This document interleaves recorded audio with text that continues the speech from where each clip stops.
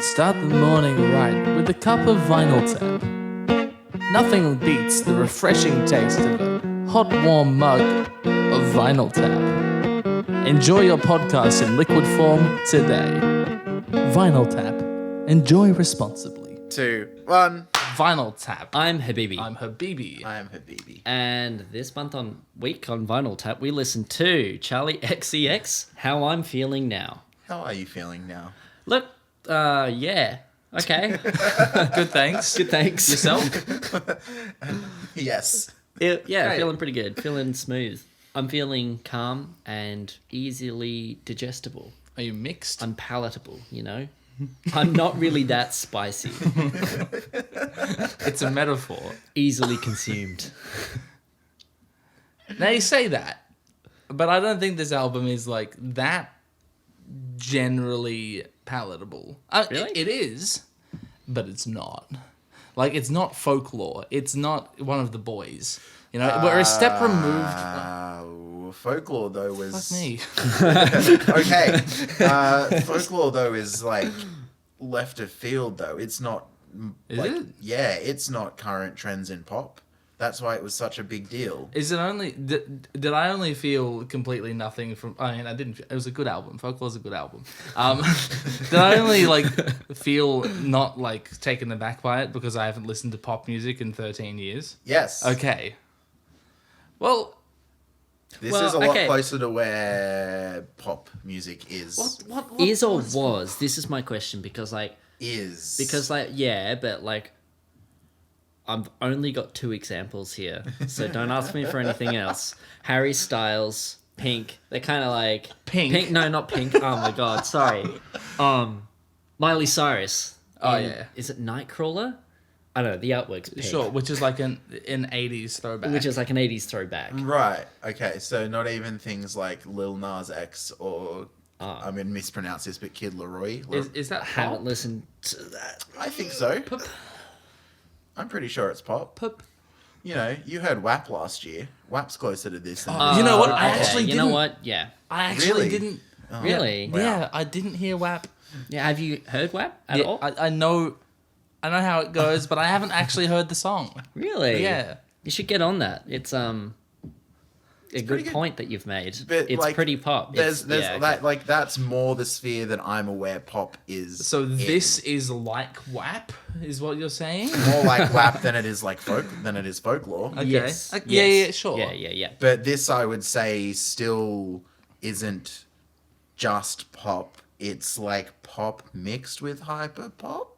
It's like bubblegummy. Yeah. High intensity, Like, there's, but, like, like, elements there, but, like, at least from my understanding, I mean, I can't really say this because it is, like, one of the hyperpop albums, but... It doesn't sound like hyperpop. It sound... Well, Is this how, like, you listen to the Moody Blues and you're like, that's not prog? Maybe. I felt as though the biggest distinction, or what I wasn't expecting, was that this wasn't as through composed. There was still very much repeated sections with that felt very verse. Yeah, chorus, structurally it was very pop. Structurally, it was very pop. In terms of tonally and like the samples that were chosen and the way that the vocals and all the production was treated. And the trap beat in every And the goddamn song. I mean, that's also just a pop thing, though. Yes, it is. So, like, there are a lot of things there that make it not just pop, but I'm gonna be very biased because I focus on structure and texture, and the structure of it was way too. Oh, if you want to talk about other elements of music, there's a lot of pop in here as well. Like, it's more pop than not pop. Like, melodies are very supertonic. The harmonies are very... I mean, I don't think there's a single... Is there a single 1-6-4-5? I don't think there is. But there's a lot of pop cliches in the harmonic progressions. And, of course, rhythmically, it's super poppy. And all of this is not to say that it is a bad album or not enjoyable, because, I mean, I didn't get as much enjoyment as I have from the other ones I've listened to this month, but... And it is very digestible, and I can understand why that would also make it easier for a wider audience to get behind it as an album and for singles on it. But I feel like it wasn't pushing as many boundaries as the other two we've listened to this month. Maybe. I don't know. I think, like, so... It's kind of interesting. Like, Does it have to push boundaries? No. Yeah. And again, this album reminded me of like, I guess just of more like pop out. When you listen to the whole thing as an album, it doesn't really, I feel like, make a lot of sense to do that. It's a bunch of songs. It's a bunch of songs, and like if I listened to one or two of these songs at a time, it would be probably it wouldn't have lost my attention. But I found that each song was sort of similar enough, and then like if I forced myself to tune in, I was like, oh, hang on, here are some cool noticeable differences. And like, I don't know, like it's still like the vocals are taking a big step away from pop. There again, that really overproduced kind of like in your face focal point. Yeah, and very rhythmic. Like there's I guess not a lot of modern pop. When I think about Ariana Grande, Miley Cyrus, it's focused on the tone of the vocals. Yes. Like she can produce that tone, and this is a step away from that. It's like, no, that's not what's important. Yeah, and it's I think it's like the treatment of and that's not a modern trend as an instrument to be produced. If that makes sense. So it's like, you know, really auto-tuned, really like affected with the distortion or whatever. Treating it as a sample to be synthesized. Yeah. And that was like, I don't know, really heavy in every song. And so like, whether it's more pop or not, like I think it's definitely taken it's taken a step away from it. And, yes. But I think as an album experience, it has kind of hit the same way that a lot of the more kind of pop albums that we've done on vinyl have hit, where it's like all four of them. Where it's but like just in general listening to pop albums, where you're saying that it's very much not an experience and not written to be intended as an album. Well, or it's not intended to be sat down, listened to, analyzing it. It's like you put it on the background and you tune in, and or you do like whatever you want to do. That's my hot take on it. I don't know if that's a hot take. That's pretty tepid. Yeah. Is that a tepid take? Yeah. Right. Well, that's my tepid take on this album. I would be inclined to agree. But the thing is, pop albums have been like that for decades. Yeah. Okay. Yeah. Yeah. Yeah. Who's the last person who made a pop album that was composed to be like? I mean, I'm sure there's been outliers, but since when was the last time when it was like the norm for a pop album to be like an object you sit down and devote your attention to for 40 minutes? See, I really want to say Daft Punk, Random Access Memory. Sure. Could be. Is that pop? It's popular. I was going to say the contention you're going to have. But then again, is it pop? Radiohead is popular. Yeah. Yeah. So, No, I think that's a good point. I mean, We can like... talk about Radiohead. I will stop everything we're doing. Let's talk about it right now. Okay, so there's this one bit in Paranoid Android. No, let's talk about some of these songs. Why not? Look, I was hoping it would become Simpsons Wave right at the beginning, because I got those vibes. Not gonna lie. Daft Mouse? What's it? Dankmus, that's him. Is that I was going to say, for those who don't know what Simpson Wave is, care to elaborate? Okay, it's basically you make fat fire trap songs out of quotes from The Simpsons or snippets from The Simpsons. Usually old Simpsons. Yeah. Like seasons 3 through 9 we're talking. Yeah. They just grab like little segments and turn it into really amazing songs. It's so good. So you should check it out. It's fire. It was the best of times. It was the worst of times. It was the best. It was the best. So like Pink Diamond. In fact, there was actually a lot of these songs that reminded me of Simpsons Wave. It was rad. Yeah. Such as, do you have specific moments you can point to? Blah, blah, blah, blah, C 2.0. Where it's like, get. It wasn't get. It wasn't get. No gex here. But whatever gex. word they were using, it was really cool vocal feature to use to like make the harmony, to give the piece harmony. You don't see vocals being used as a harmonic ostinato very often. Like usually vocals are so lyric heavy that they're not treated as I mean, you got plenty of oohs and ahs, but they're not rhythmic, right? Yeah. So it's cool to see it. Like basically, vocals were treated as a percussive like synthesizer in that song. Yeah, cool. And the same thing happened in Party for Ooh. Party for you. Yeah, party for you. Where she's repeating that phrase, party on you, I think she's singing. Yeah, party on you. And with some rhythm, and then it just builds, layers some harmony on top of that. And that, your ear becomes accustomed to that, and it just becomes bedrock, right? It's a principle we've talked about before, how, repetition legitimizes. Sorry. I don't know. And then she sings a completely different melody over the top, and your ear's like, oh, cool. Even though there's 1,000 different things going on, your ear is okay with it. Yeah. And that's cool. I do wish that it had kept going. You know what I wish? That the song Enemy featured horses a little bit more. Because they're more or less one and the same song. We are speaking of as made famous by Daryl Braithwaite, not written. The Horses. The Horses Is what the song's called. You sing. Oh, is it The Horses? Yeah. Sing the melody along with Enemy, and it's there. Before you pointed that out, I wrote, it sounds like an 80s ballad. Yeah, same. I was like, hello, the 80s. And then I went, that synth sound is very, and I stopped mid-writing, and I was like, the melody fragment started to appear in my head. And then you spent the whole song trying to figure it out. And I was like, fucking hell, what is that song? Like, it doesn't sound right with a trap beat. I'm going to have to go into the tank and find it. But yeah. So would Horses Wave. Would the horses with a trap beat then sound like this song? Probably. Let's do science to it. There was a lot more industrial sounds in this than I was expecting. Yeah? Yeah. I don't know. I was expecting more, to be honest. Really? Yes. Because I was told that this would be hyperpop. And I just expected that kind of weird left field noise would appear a lot. Sure, but I don't think industrial is indicative of weird. It's not really genre-wise. It's like experimental pop.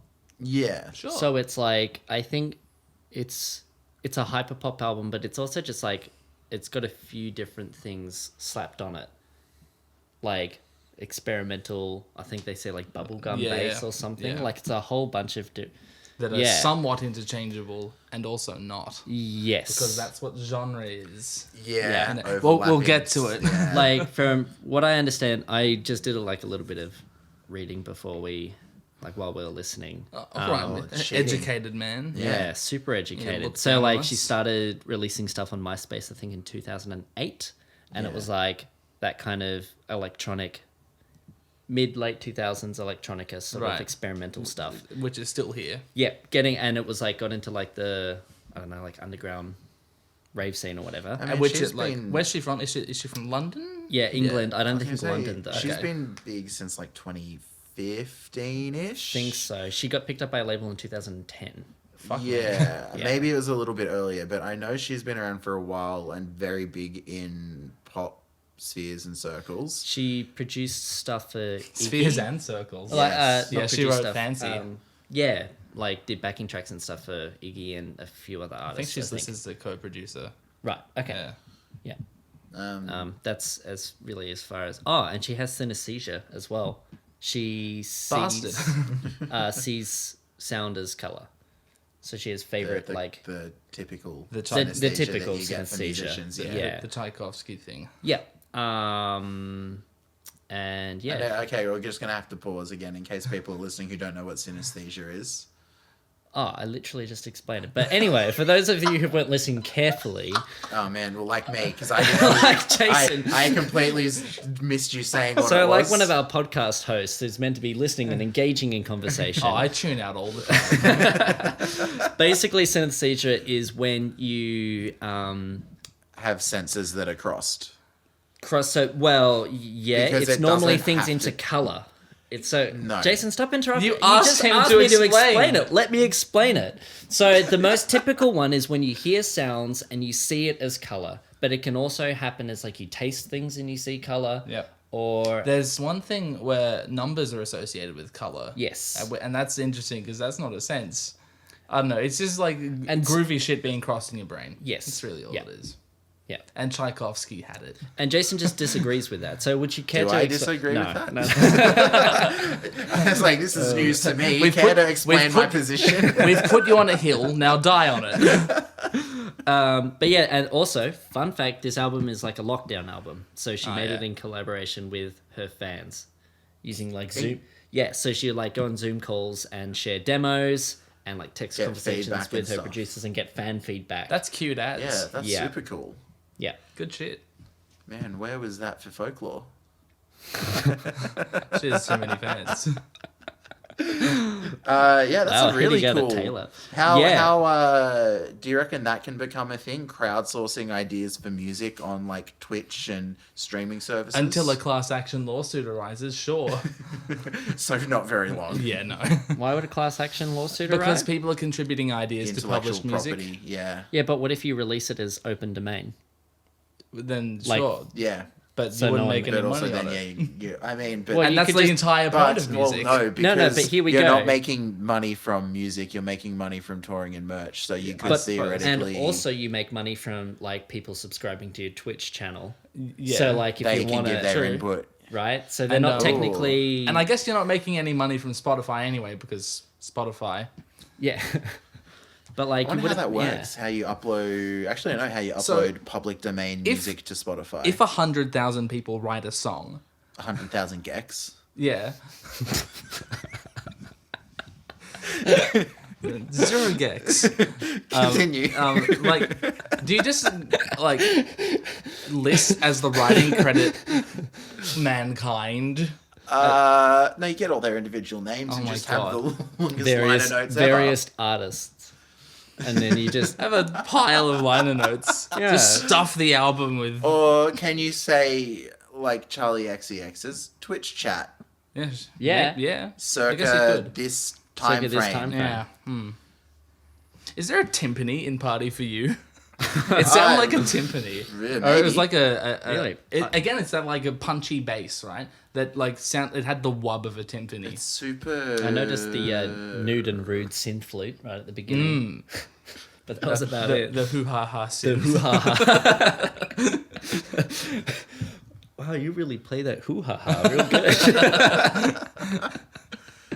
Oh, the other thing, I felt like this wasn't as like satirical of pop music. No. I felt it was a lot more genuine about the pop tropes that it was displaying. Yes, like Which is kind of what makes it easy to listen to, Yeah, I right? suppose. Yeah, and it's also not pushing that like this is an overplayed thing. I'm going to try and do it in a way that's different. It's just happy and content Yeah. with this is a There's pop no- thing that sounds like a pop thing. I didn't find any humor in this album, unlike the Gecky Gex. It's a cover band. Yeah. A million Gex. I noticed guess it very that's- early on.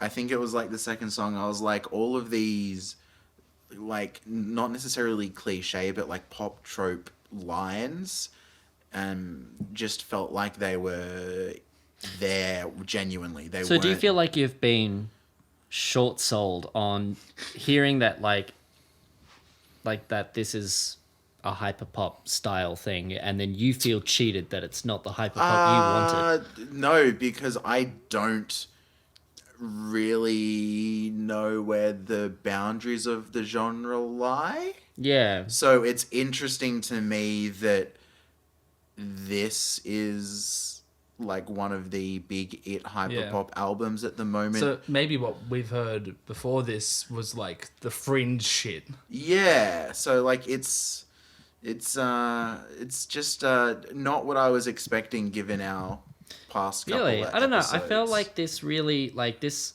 album has all of the shit in it that is what we've already heard. There's got the clunk sample. Again, there's It's got definitely- like the vocals being rhythmic. Yeah, it's got the fat trap beats, but it's also got like the I think so. The Sega Genesis bass synth. Yes, definitely that. It definitely has a lot of elements of it. And that's why it's interesting to me that some of the other things we've spoken about and we focused on and thought were like a big part of it apparently aren't as much. Well, what do you mean? Again, the through composing that wasn't really in this album, which I think was everything else we listened to was through composed. Yeah.